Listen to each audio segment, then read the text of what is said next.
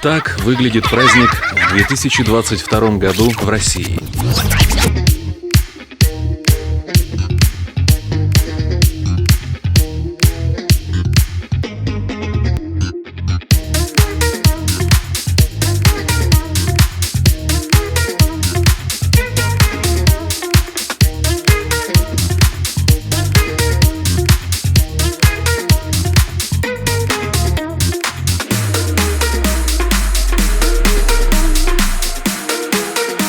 А это компания Европа Уно Трейд. И вот уже 30 лет праздник начинается здесь. Обсудим, как росла индустрия праздника, как менялась наша компания, как появились и кто стоит за этими именами. Компания организовалась в мае 1992 года.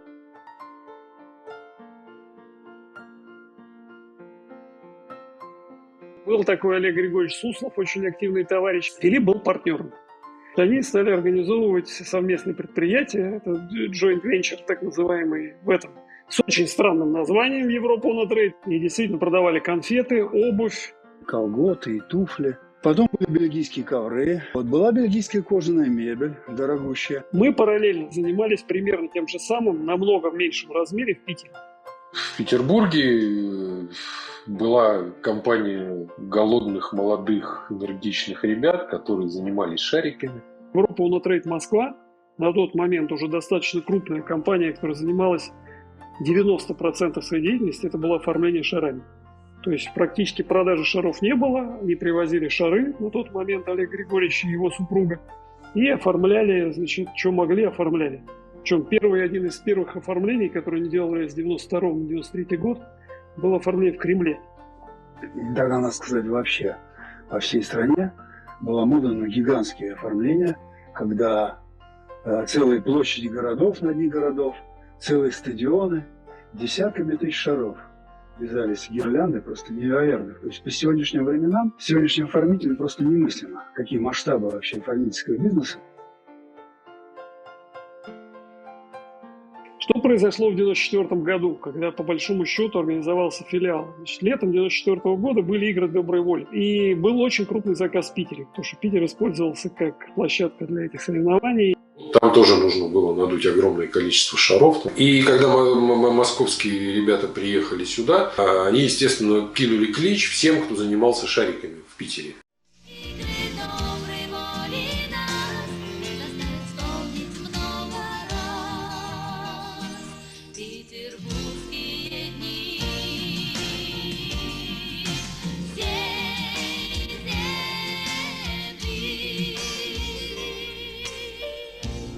Это все было летом 1994 года. И осенью нам поступило предложение стать филиалом. Шарики тогда были в диковинку, да. Шарики до начала 90-х производились на Баковском заводе резиновых изделий. Продавались в киосках «Союзпечати», надувались водородом и завязывались ниткой. Следующим по той же масштабности был, собственно говоря, розничный отдел. Там у нас были разные точки, но основой этого розничного отдела была выездная торговля.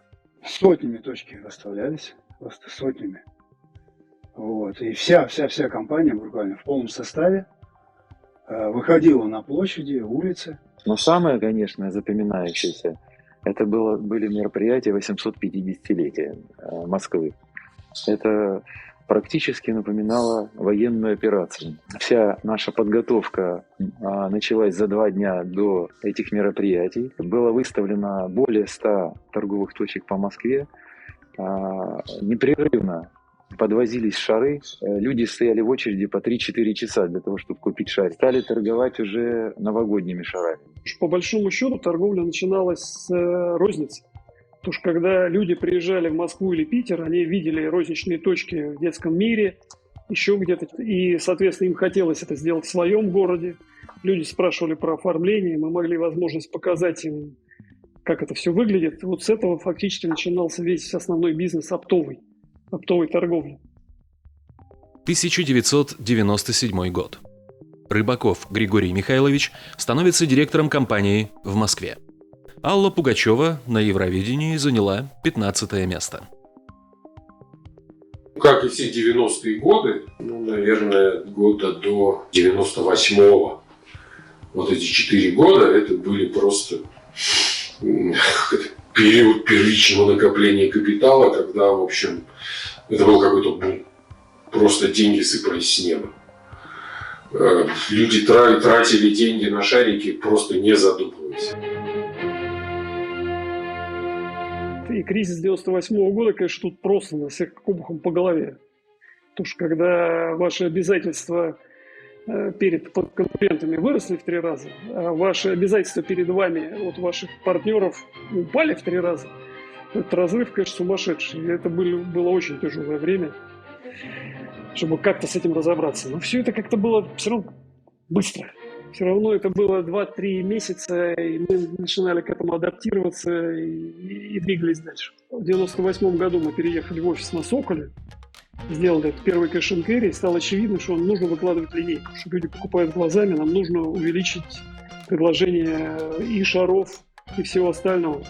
Тут уже пришлось бороться с Филиппом, потому что Филипп видел себе компанию, только продающую шары долбал, и больше ничего. Надо было увеличить ассортимент, и причем убедить его не только про шары, но еще и про товары для праздника.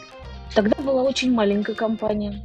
Мы все помещались на Соколе. У нас сейчас, где розничный магазин, там был склад. Туда приходили фуры, и все руководители разгружали машину, как я сейчас помню. Наверное, в тот момент мы активно запустили цех печати и стали активным игроком на этом рынке. Это был важный момент, и действительно мы активно развивали эту печать. И в стране намного больше появилось не только печати, но и конкурентов по печати. Когда я пришла сюда работать, здесь было, по-моему, всего 4 станка. Путем несложных заключений, 4 станка по 10 тысяч, и они работали в одну смену. Итого 80 тысяч шаров производили. Сейчас мы производим 5 миллионов. У нас работает 13 станков, 5 для шелкографической печати круговые, которые печатают с 5 сторон, и 8 для двухсторонней печати. Конечно, мы начинали с совсем простых дизайнов. В основном это были шары с рисунком, то есть шары с печатью с 2 сторон. Некоторые дизайны просуществовали с нами все эти 30 лет. К 2000 году, после раздела компании между акционерами, воздушные шары и товары для праздника окончательно становятся единственным направлением деятельности для Европа Уна Трейд. Не знаю, каждый кризис разный по-своему. То есть какого-то универсального совета нет. Страна сильно поменялась примерно с 2008 года. У нас Россия была страна праздника. То есть корпоративные праздники, бесконечные мероприятия, это было вообще просто трендом. В этот момент, скажем, что шарики отошли на второй план, потому что оформления пошли тканями, цветами, костюмированные балы. То есть шарики стали в некотором виде неуместны. Это было слишком скромно. После кризиса 2008 года мы чуть-чуть вернулись обратно, но количество, конечно, праздников уменьшилось. Корпоративных и каких-то больших мероприятий вокруг. Но продолжал расти сегмент праздника домашнего. Что, конечно, не могло не повлиять на то, что вместе с брендом, с шариками и со всем остальным наша общая выручка продолжала расти. Это первый серьезный удар по индустрии, который был, это, конечно, был 2014 год. Все эти события, валютный скачок, бросок опять, и поменялось отношение, в принципе, к России в мире. И тех, кто там собирался сюда инвестировать, видел перспективы этого праздника на нашем рынке, западных партнеров. То есть у них у всех отпало это желание. Сжались, схлопнулись эти праздники, их стало меньше. Все чуть-чуть сжалось и перешло на более бюджетный вариант. Я помню, что очевидный был провал, что когда ты останавливаешь закупку или по каким-то причинам не можешь наполнить склад, в Америке это называется bullwhip эффект, то есть эффект хлыста. То есть твоя проблема увеличивается в несколько раз, если у тебя на складе нет товара. То есть ты его не заказал, у тебя выбрали остаток, ты подошел к какой-то фазе роста, потому что после падения всегда идет фаза роста с нулевыми остатками. Вот тут проблема. Потому что ты лихорадочно пытаешься, начинаешь терять перед конкурентами и так далее. Но проблема в том, что когда начнется эта фаза роста, угадать очень сложно. И начнется ли она, как в сегодняшнем кризисе. То есть вот, допустим, в 2020 году, когда была пандемия, я считаю, что мы отлично сработали. То есть мы действительно практически не остановили закупку, мы тратили деньги на это, хотя было очень страшно, даже еще страшнее, чем страшно. Вот. И тем не менее, когда мы подошли к выходу из этой пандемии, у нас был товар, мы могли нормально отторговать и обеспечить покупателей всем, чем нужно. 2002 год. Запуск единственного в России производства латексных шаров. Производство олимпийских шаров начато было в 2002 году в августе. Это был произведен первый шарик в присутствии Филиппа. Это было очень грандиозное событие. И по заявленному бельгийскому образцу шарик должен раздуваться был на 90-метр в диаметре. Наш раздулся на 1,20 метра. Шары наши доработаны. Мы делаем их по технологии олимпийских шаров, которая разрабатывалась еще в 1980 году к Олимпиаде. Значит, мы делали их на Баковском заводе. Осталась эта технология, и я внедрила ее сюда. Тогда для подъема Миши потребовалось 55 шариков. Сейчас мы делаем 9000 шаров в месяц. Спросом они пользуются большим, очень надежные, хорошо держат гели, качественные шары. Но я скажу, наши шары лучше бельгийских. Да простят меня коллеги. Это очень тонкое производство. На протяжении нескольких веков оно практически не меняется.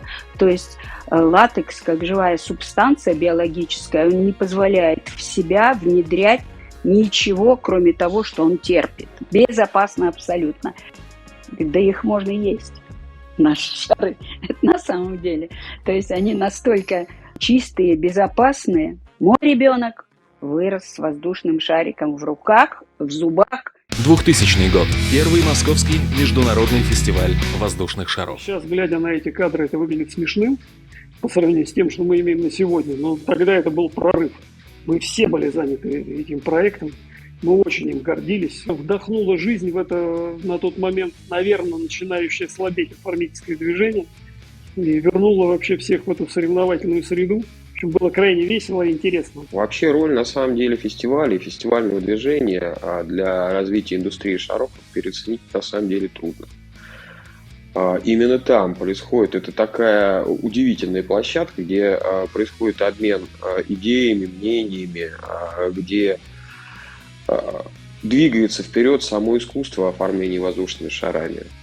Фестиваль – это большое событие для индустрии воздушных шаров в России и мире. В рамках фестиваля проходят соревнования аэродизайнеров, семинары по оформлению шарами, день франчайзи, выставка производителей, шоу, дефиле. Тусовка.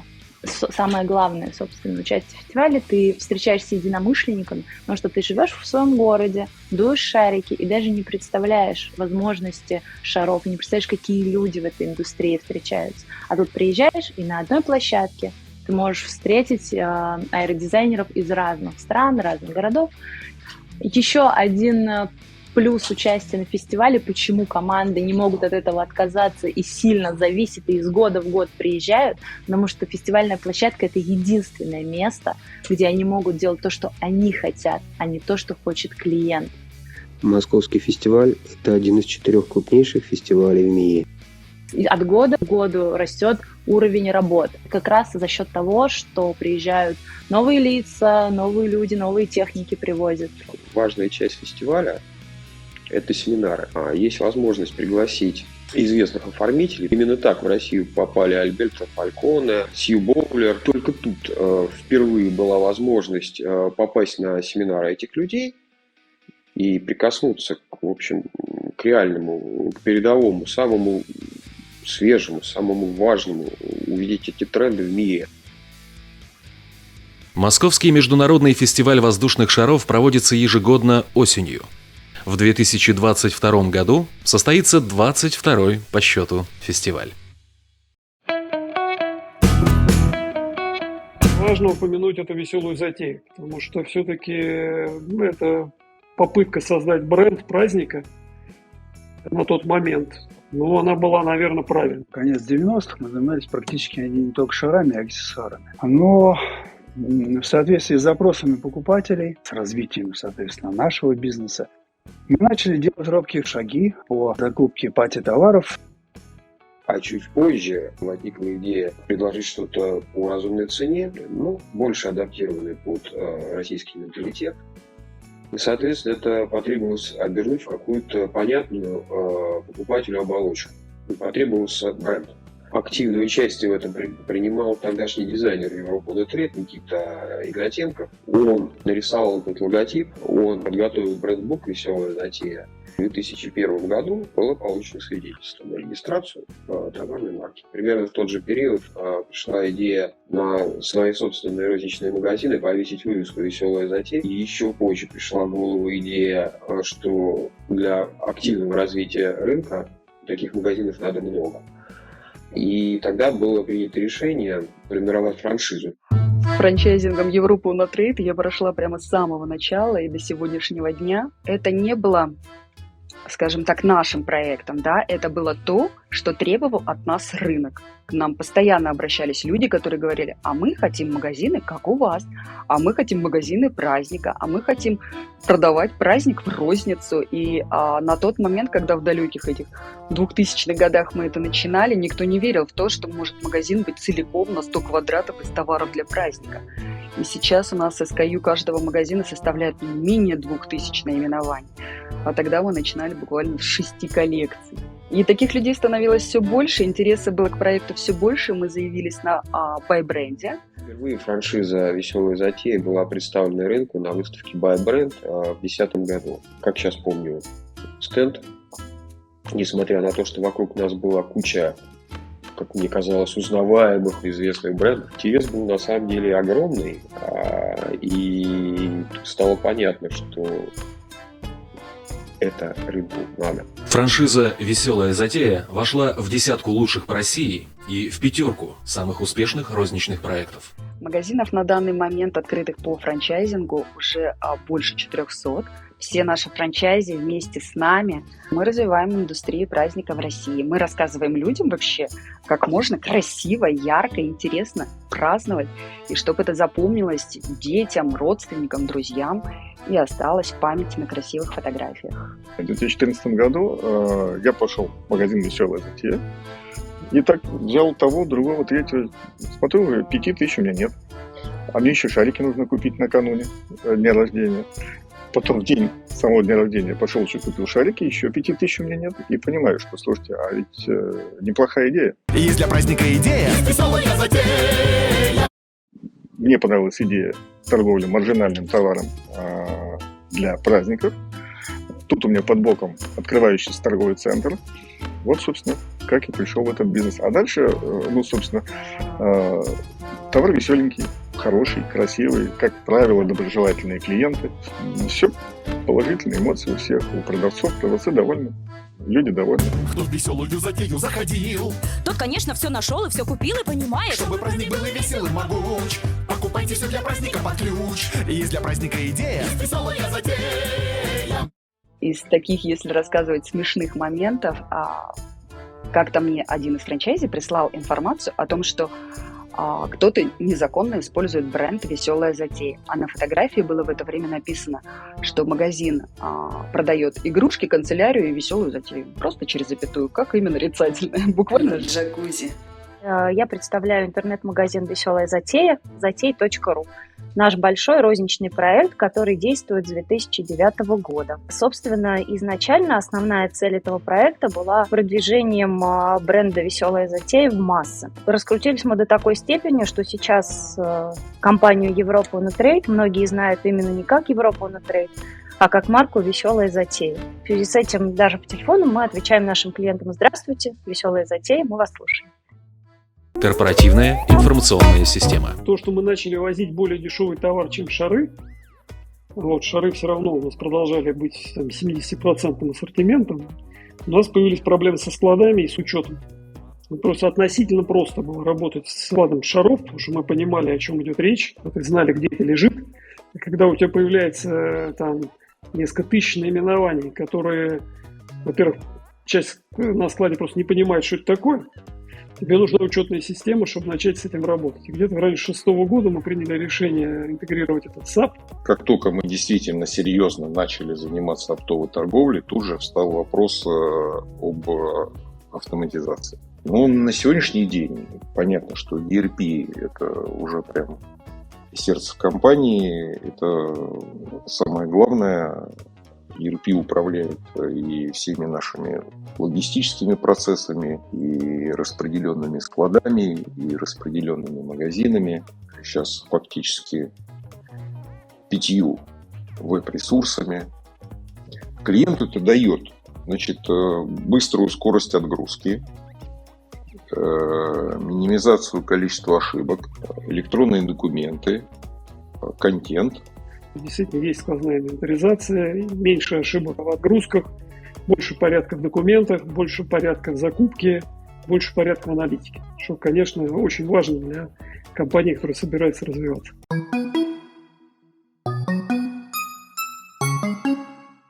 Воздушная академия в этом году отметила, кстати, 4 года. Этот проект изначально задумывался как рекламный проект. Мы открыли 5 лет назад магазин на Нагатинской, большой, оптовый, такой же, как этот. И нужно было привлечь клиентов. Но как еще, как не семинарами привлечь клиентов? Европа на треть читает семинары всю свою историю. Но время меняется, и все нужно красиво упаковывать. Не только шарики, но и обучающий курс. И первые инструкторы воздушной академии были Дима Тищенко и Планета шаров. Но время опять же менялось, и уже было неинтересно просто приходить и слушать. Люди хотели что-то делать уже на семинаре руками, и так мы ввели практические семинары. Мы начали создавать большие красивые фотозоны. Семинары у нас обычно подкреплены какой-то темой. И чаще всего, для аэродизайнеров тема – это праздники. То есть в январе мы читаем 14 февраля, в феврале мы читаем 8 марта, в марте сейчас у нас был семинар Иры Лобановой, выпускные, свадьбы, 1 сентября, Хэллоуин, и Новый год. Все, кто у нас учится, получают в портфолио не только готовые работы, фотографии, но и себя с этими работами.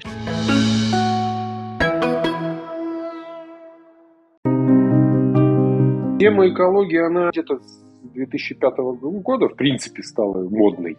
То есть народ там удовлетворил свои первичные потребности по Маслоу, да, и потом, начал задумываться об окружающей среде. И, в общем, и мы начали об этом тоже задумываться. Праздничный запуск воздушных шаров. Это было всегда популярно на каких-то городских мероприятиях, марафонах или свадьбах.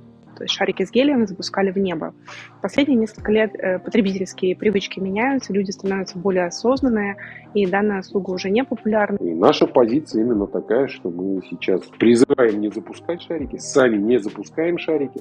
Запуски шаров вообще прекратились, потому что, скажем так, невзирая на то, что шарик разлагается довольно быстро, и это натуральный продукт, шарик – это мусор. И лопнувший шарик, упавший куда-то в море, потом прибивается прибоем и валяется на пляже. Мы в свой ассортимент вводим больше экологичных товаров, то есть пытаемся какие-то товары для праздника, именно сервировка или экологичные как раз ленточки вместо полипропилена. К сожалению, они пока не пользуются большой популярностью, но мы готовы. Мы чувствуем эти тренды, мы к ним готовы, и если большая часть населения пересмотрит окончательно свои привычки и будет думать об экологии, мы будем предлагать все больше и больше решений. С крупными игроками рынка пати-товаров мы создали специальный ресурс balloons.ru, где собрали основную информацию о том, что такое латексные шары, из чего они сделаны, как они разлагаются в природе и так далее. То есть мы стараемся информационно поддерживать всех, опять же, чтобы наши крупные клиенты могли, если что, взять информацию с этого сайта, какое-то официальное письмо, и чтобы они начали строить диалог с клиентами в этом ключе.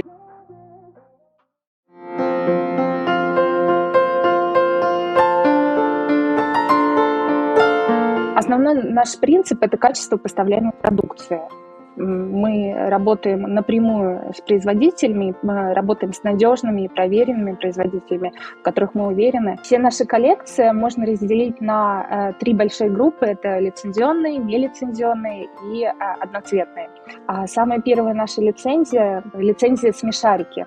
Мы подписали ее в 2005 году. Сейчас она насчитывает порядка 60 товаров. Так вот, миссия, наверное, такая. Помогать каждой семье да, ощутить праздник гораздо ярче, гораздо насыщеннее. Ну и при этом, естественно, заработать какую-то денежку и дать работу людям. Ну, мы, в принципе, же меняем мир, и мы меняем мир к лучшему, и мы обычные бытовые ситуации праздника, дома, семейного, детского превращаем в что-то фееричное, запоминающееся, и этим вообще культуру меняем. В 90-е годы, когда началась компания, такой индустрии в принципе не было. Да?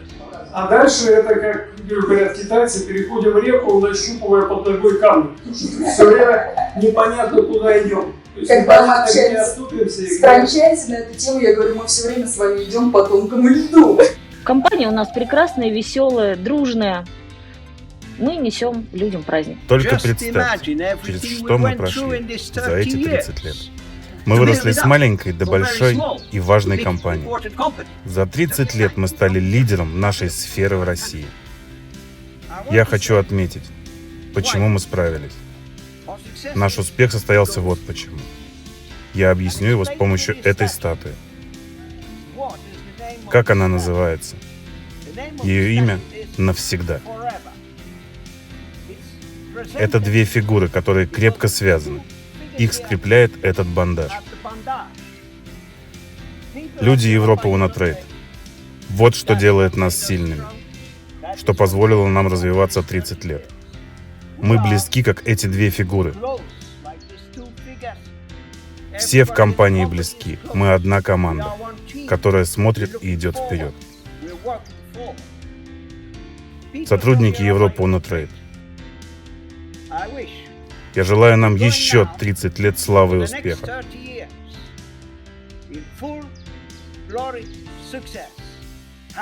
С днем рождения.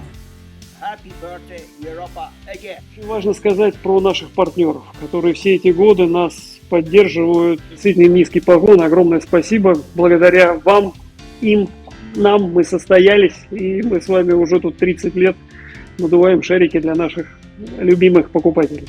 Приключение, которое началось в 1992 году. Кажется, будто прошло всего мгновение. Но сейчас Европа Унатрейд — это настоящий успех. И все благодаря креативности и преданности удивительной команды и ее лидеров, которые заряжали страстью и вдохновляли расти. Филипп, Григорий, вы проделали потрясающую работу. Я знаю, что этот путь не всегда был простым, но зато точно воодушевляющим. Сегодня от имени компании G-Mart я поздравляю вас. Давайте вместе смотреть в будущее. Дорогой Григорий и Европа Унатрейд, мы желаем вам всего наилучшего в ваш 30-летний юбилей. Поздравляем со всей работой, проделанной за это удивительное время. Удачи и успеха вам! Привет, Европа Унатрейд! Глобал желает вам всего наилучшего в ваш юбилей. И как минимум еще 30 лет такой же успешной работы.